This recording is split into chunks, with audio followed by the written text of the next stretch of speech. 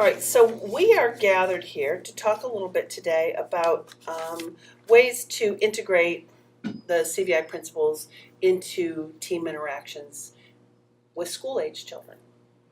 I'm Christine Roman, and I'll be kind of moderating this conversation. And if you'd like to introduce yourselves.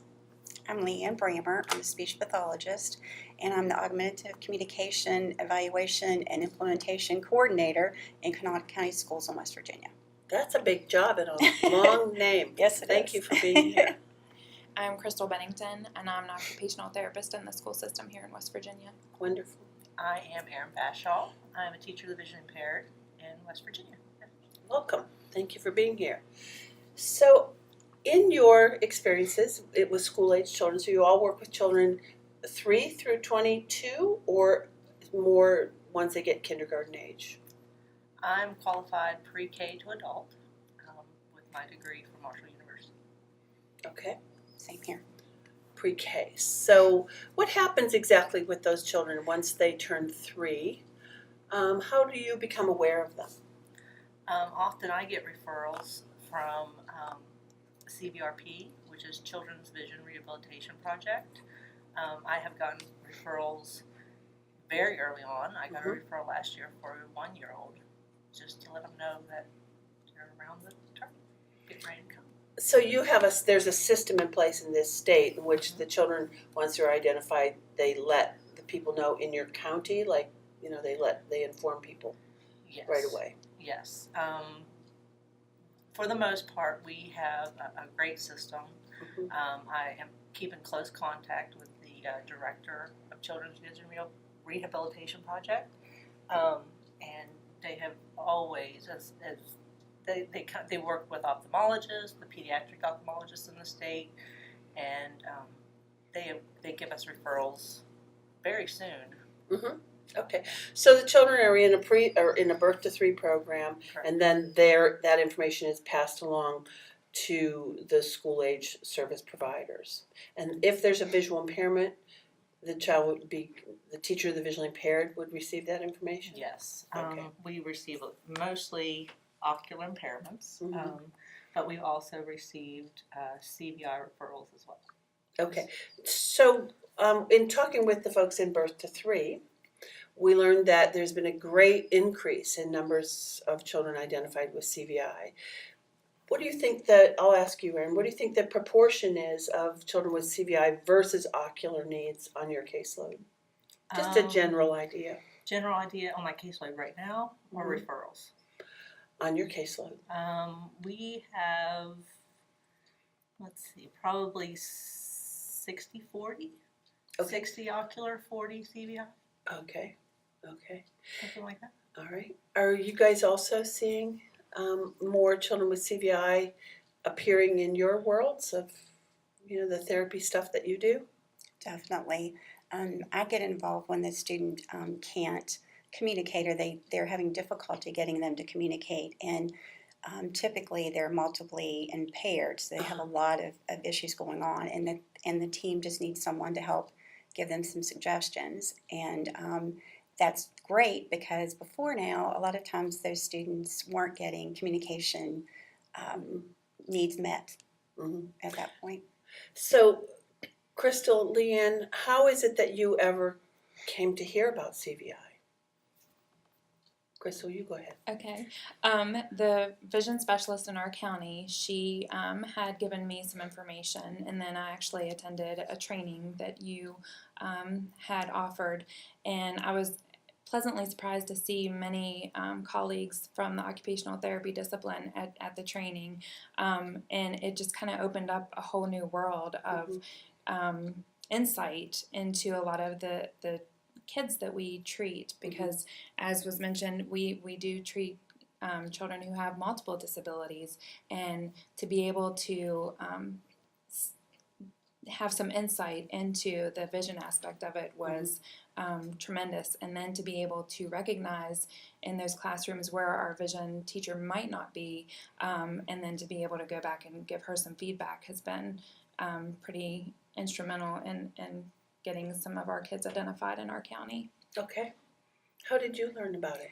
Actually, through the State Department, there were students that I was serving who were on the Sensibilities Project. Before that, it was like the Deaf Blind Project. It's been not long ago. Mhm. And I started hearing about it then. And then we've had periodic trainings since we're right there in Charleston with the State Department. And then, as we've gotten more and more students with it, just try to do some more research too to find out exactly how to meet their communication needs.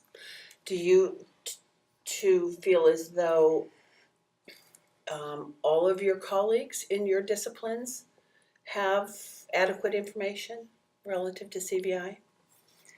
Honestly, I think it depends on the caseload that you have. Ah. Our programs change year to year. There might be a school that has a preschool program perhaps, and then the next year they don't. So if students have come into that program and they have had experience with a student with CVI, then yes, hopefully their skill level has increased and their knowledge about the disability has increased. If they haven't, they've heard of it, but they may not have had to use it in practice yet. Okay. And I've found that as well. And I know I've been out of school for quite a while now, and I went back to talk to the first years at WVU and their occupational therapy program, and I mentioned CVI, and I was pleasantly surprised to see that many of them already knew what it was. Great. Where when I was in school, I would imagine none of us really knew much about it. So it was nice that it's already getting out there to some of the younger people entering our profession. Mm-hmm. Great, thank you. So, Erin, when you mentioned that you asked the question when I asked about caseload, you said referrals or children on caseloads. So tell me what you mean by that. Well, referrals, we often get more ocular impairment referrals than we do CVI referrals. And where do these referrals come from? From the CVRP project Mm-hmm. And ophthalmologists in the area, or optometrists in the area. Usually our CVI students are identified a little bit later, but it's getting better. Our Birth to 3 program is identifying them more and more. Mm-hmm. But when I said 60-40 before, that was my caseload. Mm-hmm. Ah. Mm-hmm. My county caseload probably a lot more ocular as opposed to the CVI. Okay, and do you feel as though the children with CVI are being adequately identified? Do you feel like you really do have your caseload and your colleagues' caseloads do represent the children who are out there? Or do you think there could be children out there that are not receiving your services? In our county particularly, we work together well. There are 2 OTs, 1 PT, 2 vision specialists, and we cover the entire county. But we also communicate with each other very well. So Crystal and I work together, and she goes to places that I do not. So she may come to me and say, there's a student who I think you should come take a look at. And I'd pencil it in, and I'd do it like an informal, just drive by and see how they do. And then if I notice some typical characteristics that I think may need a formal assessment, then there's a process in county that we go to see if we can get permission to test. Have any of you ever talked to a family and suggested for the first time ever that this family's child might have CVI, or to a classroom teacher and suggested that a child may have CVI though they've never been identified as such? You all have? Can you tell me a little bit about that? The one particular case I can think of, he was identified with CVI, but his parent had been told it had resolved. So he wasn't receiving vision services and things at that point. But when I tried to do communication things with him, he would reach away, and I kept saying, there's something we're missing here, and asked for a CVI evaluation. And he did he was like phase 2, but he still had some needs that weren't being addressed. Interesting. How did the family respond to that? honestly, I think they were a little disappointed at first. Yes. But once, because they thought it had resolved, and he had so many other issues that Yes. was like a blow. But once they saw that we could make those modifications to his communication system, Mhm. once we had that information, Mhm. then we were able to make it a positive. Mm-hmm. Okay, Crystal, you have you felt like you've suggested to somebody for the first time other than Erin that this, like to a classroom teacher or a parent? And yes. To a classroom teacher, and then I always have our vision specialist follow up because I don't feel as well versed in as she does, but to be able to identify some of the characteristics that Mm-hmm. that I see in the classrooms, and it might not even be a student that's on my caseload per se, but I'm just in the classroom treating other children, Mm-hmm. and I notice some things. And some of our teachers are starting to become more open to CVI and understanding that it's not just a vision thing, Mm-hmm. that it's a processing, and Mm-hmm. so they're a little more open to taking in some of that information. Great, great. So Leanne, let me ask you a little bit about your role. So you are, when you encounter a child with CVI, when they have communication needs, augmentative communication needs, or others, how is it that you got to be in a situation where you felt as though you really, could embrace the CVI piece? Was that do you work in conjunction with the teacher of the visually impaired, or did you seek that information? Tell us a little bit about how you got to that place of having this knowledge base. Well, a little bit of everything, taking trainings, reading literature, but Mhm. also working closely with the teacher of the visually impaired for that student because they know that student better than I ever could.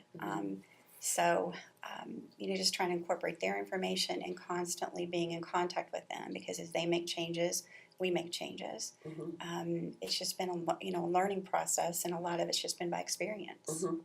So then, have you been in a situation where you feel you know more about CVI than even the teacher of the visually impaired?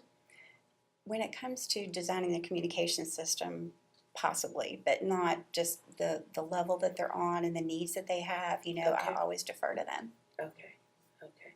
So, Erin, how does one do this? How do you serve the children that you serve as, you have a caseload of children that you see, and they have complex and, varied needs, some children with eye disorders, some children with CVI. How is it that you can then also help support other team members, your OT, perhaps other PTs and speech folks? I mean, how do you find the way to do that? Well, I like to call a team meeting. We're always in IEP teams, Yes. and it is very difficult to get everybody in the same room at one time. Very. Yes. However, we do have a pretty good system as far as showing what materials need to be developed for this child to use their vision efficiently. Mm-hmm. So, for example, I got put on a caseload at one school and thought that maybe some black backgrounds set up, Mm-hmm. some high contrast. There was 3 children was diagnosed with CVI in that classroom, Mm-hmm. and to see if that would help, and then showing the teachers Mm-hmm. firsthand that maybe if we just made a little bit of environmental changes, Mm-hmm. that the student may look and use their vision Mm-hmm.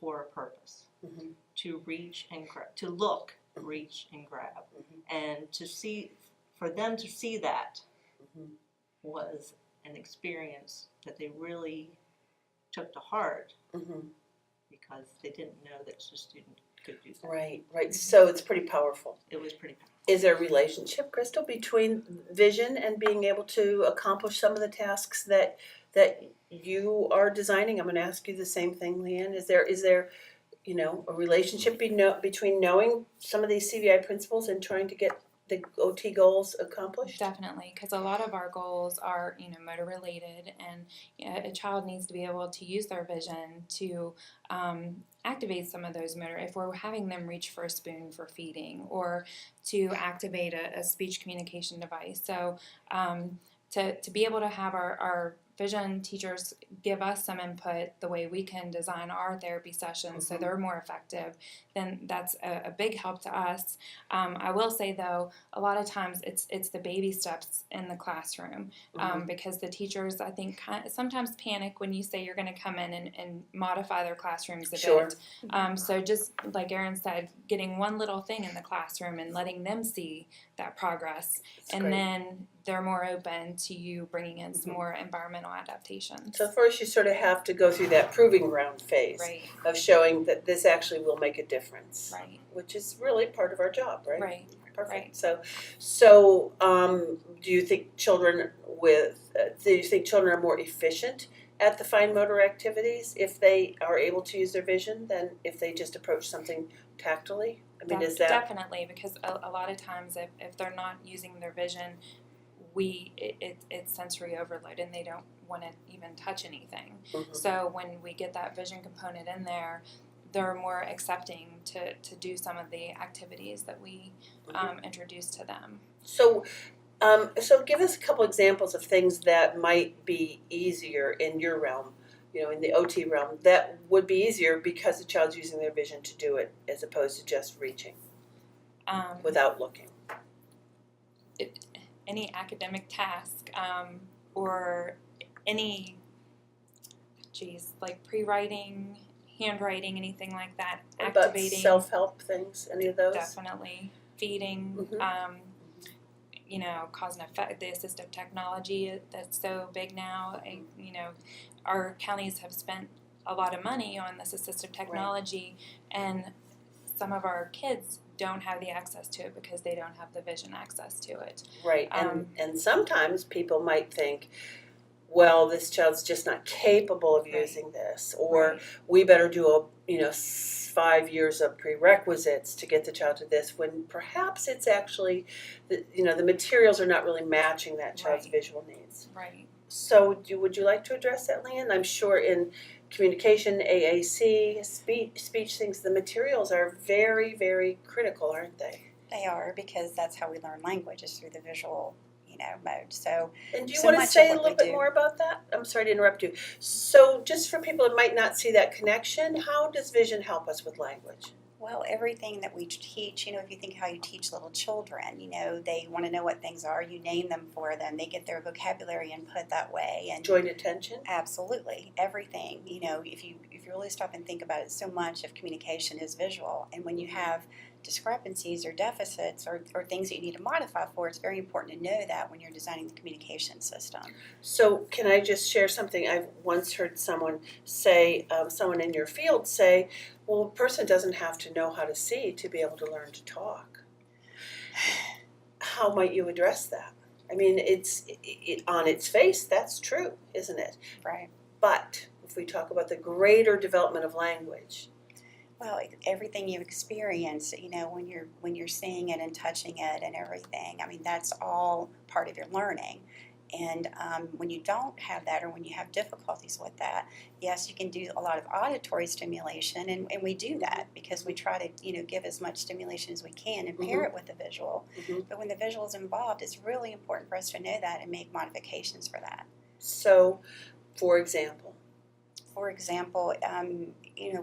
a lot of times parents hear about high-tech devices, and they want the high-tech devices. Absolutely. But it could be that because of the limitations of the high-tech device, or because of the way the displays are designed, it might not be appropriate at that point, because I always think that we never are looking at the child today that we're going to have, down the road. So through intervention. So those kinds of things need to be taken into consideration. Yes, it would be nice if they could, either use their eye gaze to activate a message, or they could reach out and activate a message, but it could be that right now that's not where they're functioning. And it doesn't mean they can't communicate, because we're going to make it so they can on their level. Yes. But it might not be what the parents heard about. And I think that's our job, to train them and teach them these are the possibilities, and this is where we are right now. Doesn't mean we're always going to be here, but this is where we can make your child a communicator at this point and make the modifications to do that. And so, Erin, do you work with speech or communication folks very much for kids with CVI? And what kinds of, where do you begin? What helps guide this process? We begin with the real object. Uh-huh. Like she said, sometimes they want that expensive device, Mhm. but those are usually picture-based. Yes. And for a student in phase 1 Mm-hmm. of the CVI range, pictures are too complex Mhm. for her, for that child to interpret. Right. But they may be unable to understand Mm-hmm. the pink cup Yes. and Yes. get the pink Yes. cup. Yes. So real objects are the key Mm-hmm. in this Mhm. phase 1. And it sounds like we're also talking about just sort of matching the score on the range to the implications for what it means for all different levels of learning and all different levels of therapeutic inputs as well. Have you encountered people in your particular fields who maybe approach all kids with CVI as though they would do the same things with kids with CVI as they would do with children with eye disorders? Have you seen people just look at visual impairment as kind of one thing? I personally haven't run into that. Great. With the children I've worked with so far. Now we have had combined. Yes, of course. We have had students that have had glasses Mm-hmm. and had some ocular issues, Mhm. but we're also on the CVI range. Right. So those can be tricky. Right. Because what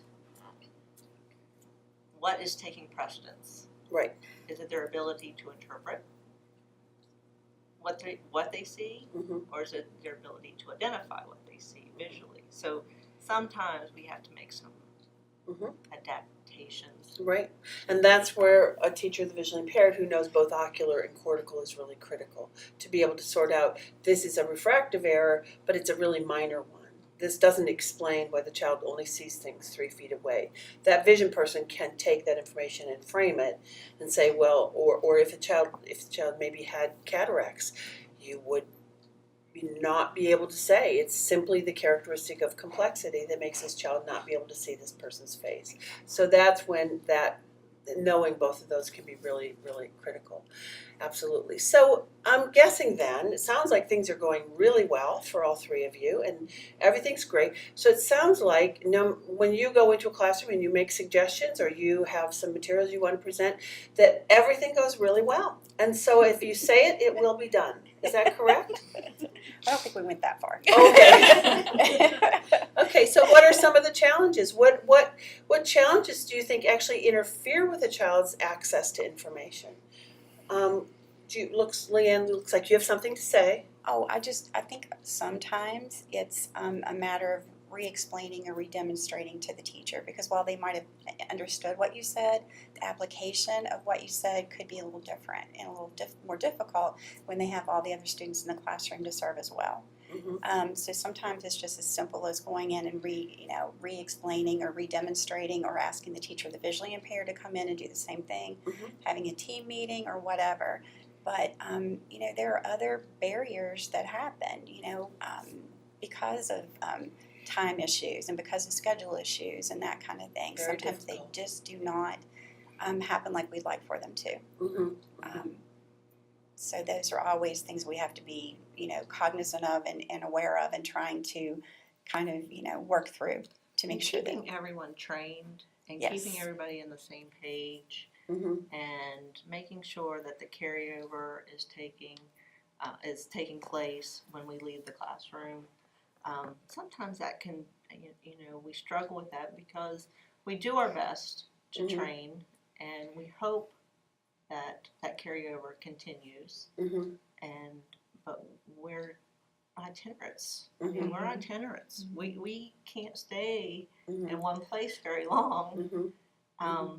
So we just Mm-hmm. hope that what we leave is a good impression on the people that work with those children daily. Same challenge, Crystal? Mm-hmm. I think we always try and recognize that, you know, teachers are under a lot of pressure. There's a lot of demands in the classroom and a lot of, you know, just with any occupation, paperwork. So I think, you know, when we're in the classroom and we're demonstrating things for them to do carryover, they're really excited about it at the time. And then, you know, a day goes by, 2 days go by, and our stuff just kind of gets put to the side until the next time we're there. So we understand it's frustrating because we're moving around so much, and you know, I always tell my teachers they're the most valuable therapy tool that I have, and you know, and our aides, because I'm here 1 day a week, you have them the rest of the time. They're the ones who are going to be making the difference. And so I think that, you know, we just have to stay positive, continue to offer as much support as possible, and to keep offering why we are recommending certain things, that we're not just doing it to throw some stuff out there, that there's a reason behind it. Does the IEP help in any way? I mean, what you know, do you use the IEP as a tool to help try to really embed the importance of what you're trying to ask people to do when you're not there? Is that a tool that's helpful?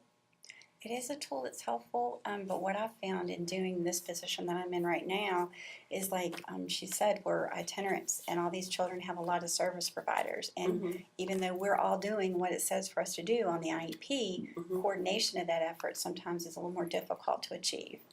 And that's where sometimes it's good to, you know, in the school system is different than birth to 3. The parents aren't right there with us all the time and that kind of thing. And a lot of times they're the ones who know the most about their child, and so sometimes just empowering them and letting them know, we want you to still be an active part of this team, and you know, making they can, you know, make sure that things are happening without you know, being intrusive or whatever, but they can still make sure that things happen. And the IEP does guide everything that we do, but there's so much more that we do that's not on the IEP. Right. Those things are both true. So the parent remains a very important advocate for the child. How do you advocate for the child with CBI? So if you have frustrations around, you know, the fact that I have been in classrooms where the CVI adaptations occur only during the time at which the person who's designed those adaptations is present. And when that person is absent, so are the adaptations absent. You know, things have to happen after that to try to make that better. How can you advocate? How comfortable are you? What is your role? What is your obligation? There's a lot, you know, this child has one chance to be educated.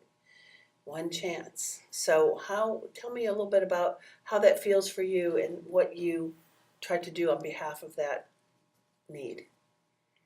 Well, I think it's a huge responsibility. It really is, but it's one I think we all take really seriously. One thing that I've done in the past is, a lot of times I just really don't think that if teachers aren't implementing strategies we've shown them, it's because they don't understand and they don't feel confident. So instead of trying to do it, making mistakes and asking questions, a lot of times it just doesn't happen. So, you know, just retraining sometimes helps with that. I've had teams go into the home and see the child work with the parent, so they can see, you know, a lot of times parents will come and say, they can do this at home. We hear that all the time. But we take them in the home sometimes. We've made arrangements to do that, and it's made a world of difference just to see not only that the child can do it in the home, but the parent is working with them as well, and that they'll carry over what we ask them to do. You know, I think anything we can do to make that team cohesive is going to be the best that we can do for that child as far as advocacy. Do you ever feel like you have to play a role, you know, where you, you know, kind of become like this team leader and a cheerleader? Or even worse, do you ever feel like you have to be a taskmaster in order to do it? I mean, I think I've been all three at some okay. point. I think I've been all three. You know, you can be a cheerleader for a team. You can kind of step out and be the leader, especially if a huge concern is communication. But I always try to push the leadership toward either the teacher, the case manager, or the person who's with that child all the time, because they're the ones who we're going to implement everything that we tell them to do. And as far as the taskmaster, I've done that too, just so that I can go in as the person who's not working directly with the student, make observations, make suggestions, and say, I will be back to see if that happens, and while the school speech therapist who works with that student isn't in that mix, because I think they are going to have that student for a while, and they need that opportunity to feel a cohesive part of the team and not the person who might come in and step on some toes. Have you ever stepped on toes, Crystal? Oh, I'm sure. I was going to say, too, sometimes it is, in my experience with some of our more severe populations, that we just have adult overload in the classrooms. So a lot of times there's maybe too many chiefs and not enough Indians, and everybody kind of has their own process of what they think is best for the child. And even though we come in and give our recommendations, they may feel like that they know the child a little bit better, and so as soon as we leave, those recommendations kind of go out the door. So I think it's you have to really be a team player, and a lot of times it is a lot of soothing people, being the cheerleader, letting them know how important they are, because they're a vital part of the team, and how important the recommendations are. And keeping it positive. Yeah. Trying to keep a positive attitude, and tell those the people that are working with that child on a daily basis how important they are, and how what they do by using our techniques on a daily basis is really going to impact this child, and create an independent or more independent person. A child that is fed, that has the ability to feed themselves. Just by giving them a pink fork or a simple modification that they can look and see and do, can take that fork out of someone else's hand and put it in the child's hand, and that's empowerment to that child. Sure. Okay, so here's a hypothetical. You work with a child with CVI, and you do a CVI range. They score 4 on the range, 4-ish, 4, 4.5. 6 months later, you do another CVI range. They score 4 on the range. 6 months later, you do another CVI range. They score 4 again. You get where we're going? You're stuck. Who's stuck? Is the child stuck? How do you advocate? What do you do with that? What do you do? And what do you do in the face of a team that says, well, she's pretty complicated. Do you know what actually happened to her at birth? I mean, no wonder she really can't make progress. We're pleased with what she's doing. We don't think there's a problem. How are you going to insert yourselves, or are you? I think we have to. As far as, I'm just talking about communication wise, but I've been on teams when I've walked into the team before we've actually started an evaluation on the student for communication, and they've said, this child can't do anything. It's the same situation you've said. You're fooling yourself if you think they're communicating. And so, to get them to move forward, I think a lot of times just showing them, because telling them doesn't always get it across. So you have to actually be physically present and demonstrate how there's a difference. And I think at that point too, you really need to pull the team back in and say, what do we need to change? What isn't happening? What isn't working? What do we need to modify? Because something isn't adding up here. So I think that's when your communication as a team needs to come back together. That's a hard situation, because sometimes we do have the students that seem to not they kind of plateau. They've made progress, they may have had a seizure disorder. And we finally got the seizures under control, and we've made significant progress, and we're doing well. and we just can't break that next barrier.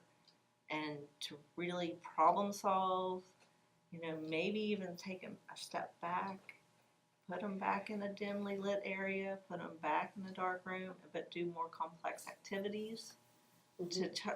Something's happening where they're not getting it. So sometimes we have to take a step back and look and ask why. And it can be difficult. So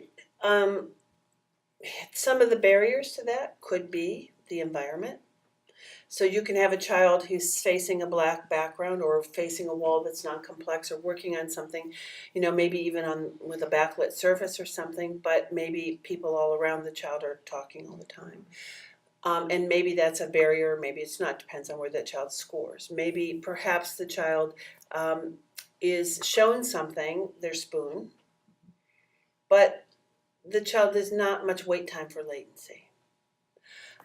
Perhaps the child is given materials that are, they have CVI or vision time and they have to do their CVI activity, but then throughout the rest of the day, things are presented at levels that are beyond their CVI score, CVI range score. These are some of the things that I have found, that get people stuck, is that they really can imagine one or two adaptations, but they can't imagine the impact of all 10 of those characteristics. So I think you're right. We have to step back, take a look. I would say it starts with us. Whoever takes the lead in that CVI piece, it doesn't always have to be a teacher of the visually impaired, and say, let's just look at those 10 characteristics again and see what we could possibly be thinking about. Latency is a very big obstacle.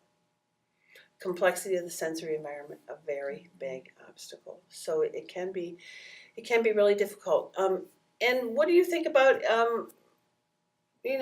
including the parent in that team meeting and very honestly saying, we are not budging. It's been 18 months at the same score. Is that too upsetting to the team to have that parent there as part of that discussion? I think the parent should be involved from the start, and I think that's another way that you get good carryover is to have that open communication. Our parents have our cell numbers, our emails, and they get progress notes sent home, so that open communication is always there, and a lot of our parents utilize it, and if they find something at home that is working and they're excited about it, they let us know, and vice versa. So I think the parent needs to be included, and even if it's sort of upsetting news.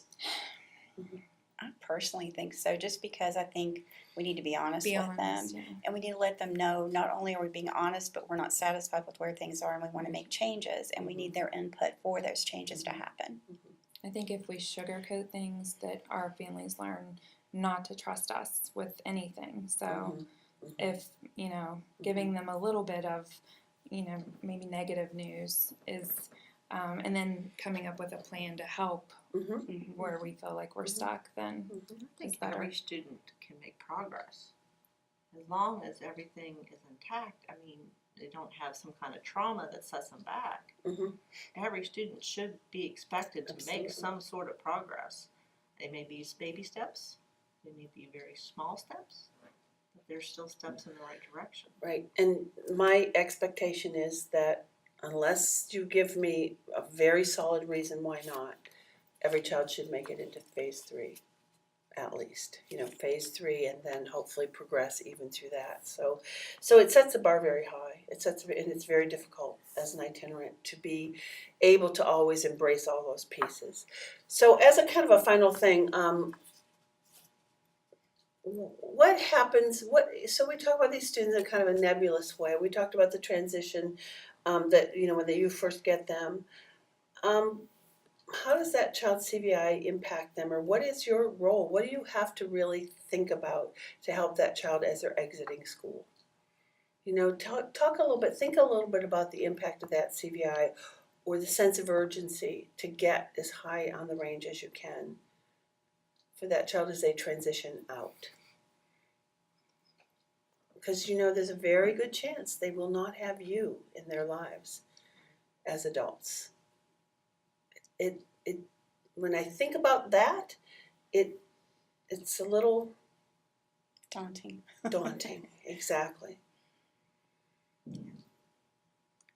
Tough one, Chris. Well, we'll just maybe leave it as something to think about. Points to ponder. Again, I think that any way in which we can help kind of put the principles in place across the goals of the child's IEP, across the schedule of their day, it is that repeat exposure to the opportunity can be really helpful, with phase 1 being the most challenging in that way. I want to really thank all three of you for sharing your ideas. You're obviously excellent team members. I would suggest that not all team members are quite precisely like you are, but I'm really grateful, and I'm sure the families are really grateful for what you contribute to their children's education and their success. So I want to thank you. If you have any last thoughts? Thanks for having us. My only last thought is I'm so thankful that I don't have to be the only person working with this child, and that we have a whole team to help us, because they have so many needs, and if we can get the team functioning together, I think we can expect great things. And I think the more people we educate about this, the better off we are. Absolutely. Thank you. Thank you.